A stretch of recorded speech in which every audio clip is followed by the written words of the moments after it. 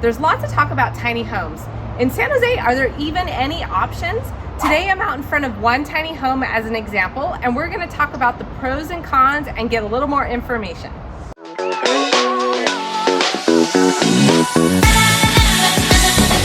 So yes, it is expensive to live in San Jose. The median home price is over $1.4 million. The median condo and townhome price is over $775,000. So if you live in San Jose and are looking for a more inexpensive way to live, what are your options? Well, today we're out in front of a tiny home.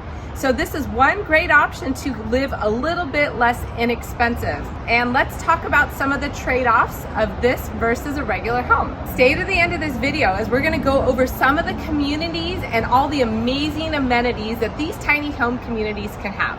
All right, so what really is a tiny home? Behind me, you see just a 280 square foot tiny home. It's 1 bedroom, 1 bath. Do you think you could live in that space? This property is asking $99,000, but some of the things that are different about tiny homes is they actually have space rent on top of that. So you don't own this land. So on top of the purchase price of the $99,000 tiny home, you have to consider in this community, there is a $783 a month space rent. So just a little bit ago, we were in front of a 284 square foot tiny home. There we talked about that those homes are a little bit different because there is space rent. We're also going to talk about the second reason these homes are a little different, and that is the construction style is quite different. Think of a tiny home as a combination between an RV and a home. Many of these homes are portable, maybe even on wheels, and they're built up off the ground to accommodate the type of construction. So let's go take a quick look of what it looks like on the perimeter of a tiny home. So these tiny homes are set on top of the ground, completely not attached. And as you can see, all utility connections are right here on the side of the home. And you see there are vents because there is stilts holding up this home off the ground. So quite different construction than you would see in a traditional single family or even condo townhome structure that you're talking about. And the other biggest difference between a tiny home and a regular home is the financing. This is considered a different type of loan because it's not connected to the real estate or the ground. You do not own the ground like we talked about in the financing section. So because of that, it's a different type of loan, similar to a car loan. One of the disadvantages of that is you're not going to get those same home loan mortgage rates that you see advertised online. This is going to be about 2% or more higher. So today, when the standard single family home rate is about 3%, in a tiny home, you're going to probably pay 5%. But the cost of these homes is a lot cheaper. So let's talk a little bit about the numbers.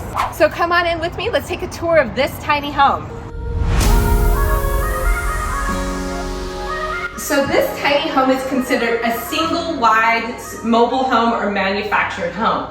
So this one is just a 1 bedroom, 1 bath with a tiny little kitchen here behind me. We're standing currently in the living room. If you look over here to the side, you will see that there's a TV nicely mounted, kind of merged in with the kitchen area. We walk back here to this space, and you're going to see the bathroom, the pantry, and the bedroom all integrated into one. Now this tiny home is about 500 square feet, so really tiny, but not quite as tiny as the last one we took a peek at. So this current tiny home is listed for just $39,000, but the trade-off here is the space rent is $1,925 a month. So that is a really significant piece. So you may be able to pay cash for the tiny home, but then you gotta pay that rent every month.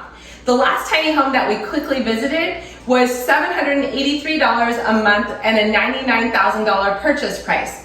So if we do the numbers with that, you will see that with 10% down, which is $10,000 down on the last home, you would be financing $90,000 at 5%.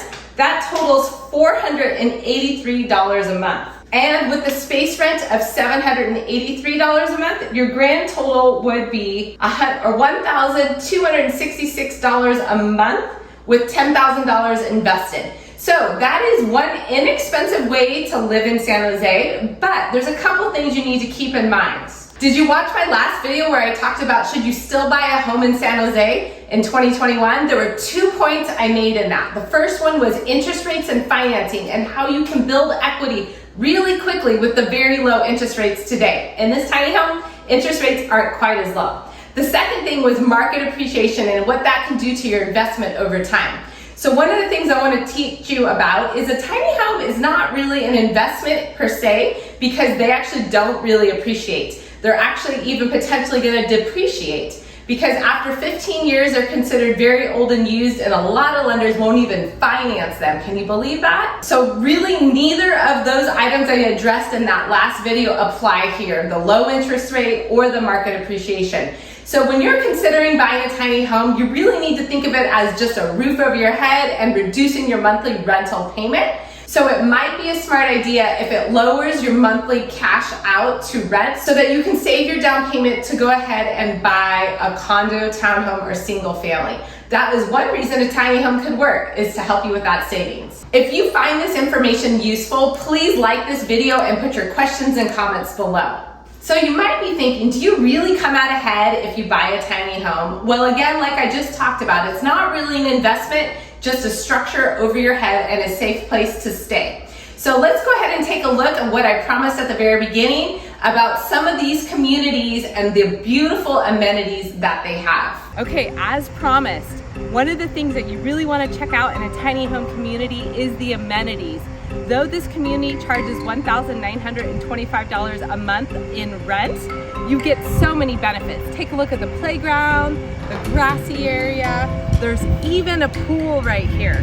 So definitely so many benefits to paying a great space rent to have a community that is beautiful to live in. Next, watch Should You Still Buy a Home in San Jose in 2021, the video I mentioned earlier, or interest rates versus home prices charts. You'll get a kick out of this information.